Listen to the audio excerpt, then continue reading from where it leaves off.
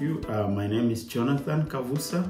I am now the Reverend Professor and President of CBCA, Communauté Baptiste au centre de l'Afrique. That's in English, the Baptist Church in Central Africa. So we are living in Goma and North Kivu province, where we are serving our people in terms of preaching, diaconia, advocacy, and all kind of things that we try to do to make life of these people easy in this specific context of war. We try to develop a kind of resilience in the mind and the attitudes of people in this part of Congo, the east of Congo. Is Goma a safe town at the moment?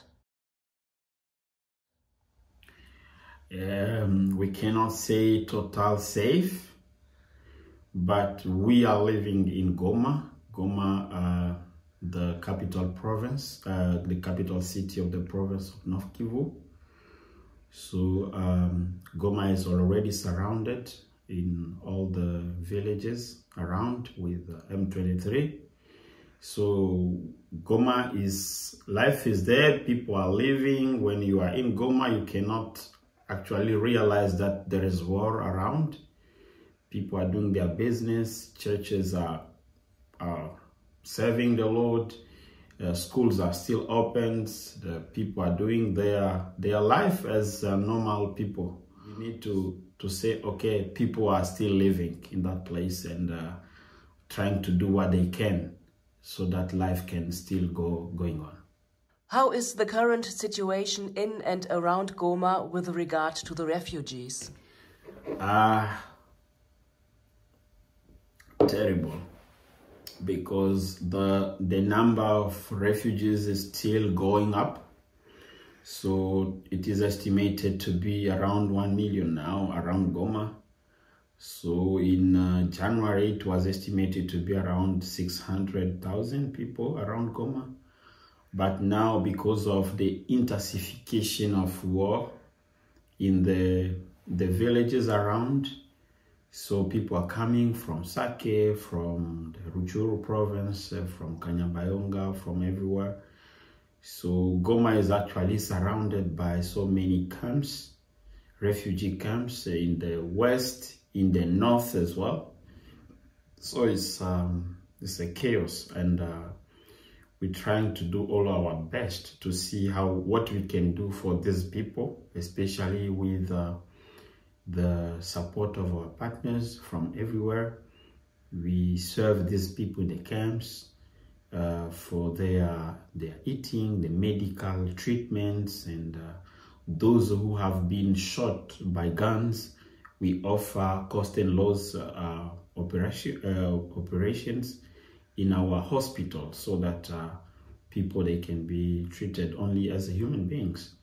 Whether you are from the army or from the rebel groups or only a normal citizen, if you are gunshot. So one of our hospital in Goma, highest Bethesda Hospital, we offer this chirurgy so people, they don't pay anything about that one. So with the help of Red Cross, we do it together. So the situation is very slim, very, very terrible, especially for women and children. They suffer from everything. So yeah, the situation is very bad. How does your church support the refugees?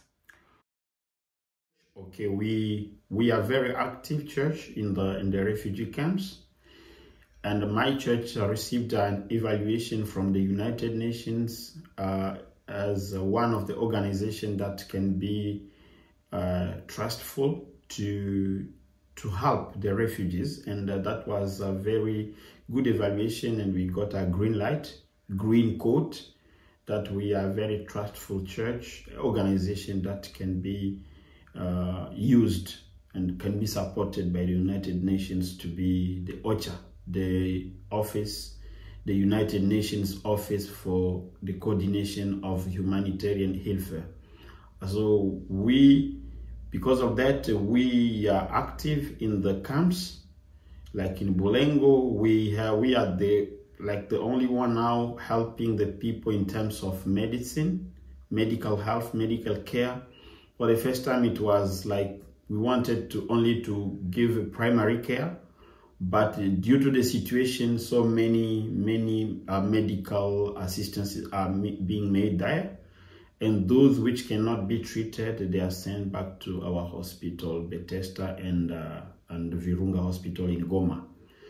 But also as a church, we have also chapels in the camps. But as we work as well in terms of schools, and so we have created a school for the children in the camps, so that the children, they can have this possibility as well to learn, to have an education, although they are living in a very bad situation, especially in Kanyaruchinya camp. So we have this in the camp, so that we prevent the people to come to violence again, because if this situation prevails, then we will have a total lost generation of the young people who will be actually a very good source of conflict as well and violence in the region. So we try to do that, and with the support of our people, we do some of the collections in the church, in all the churches, for clothing, eating, to give to the people in the camps, but also with the supports of our partners from outside, and then the United Evangelical Mission, Vopetal. So we try to bring some of the very important support to those people in terms of eating, clothing, and those kind of things, so that we can see what we can do. But it's still very limited, because, as I said, the number is still going up. How do you personally see the political development in the northern Kivu region? So we thought that, yes, that's a very good question. We thought that with the elections, that the situation maybe will become much easier, but we can see how things are developing in the province. So it's not totally the way people thought about it, so it's not positive as well. So I don't see how this situation will develop further if we don't have any support, maybe from other partners from outside, and also to see whether the government will do anything to suppress, to go beyond what they have been doing today up to now, so that the situation can be positive. But now I can see more and more refugees coming in Goma and in other places, which is not that good. And as a president of this church, CBCA, I cannot even travel from Goma to other cities by bus or by any means. So I have only to fly, even where I have to go like 100 kilometers, I have to fly and take other means to go to the places. So the situation has not yet improved. And yeah, we hope that the government will do something about it, and also partners from outside Europe and other places who love Congo and who want something to be changed in Congo. What will happen if the M23 takes over the region? I don't even imagine.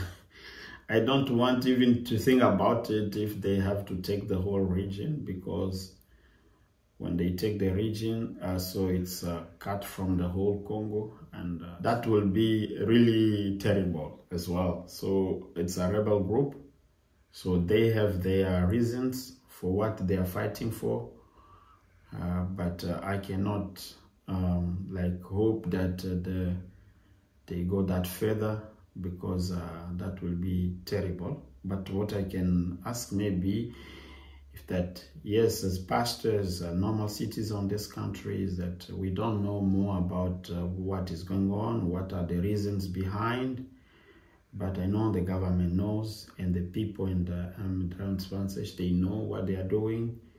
So they know that people are suffering, and maybe they have to come together on the table as all they say they are citizens of the country.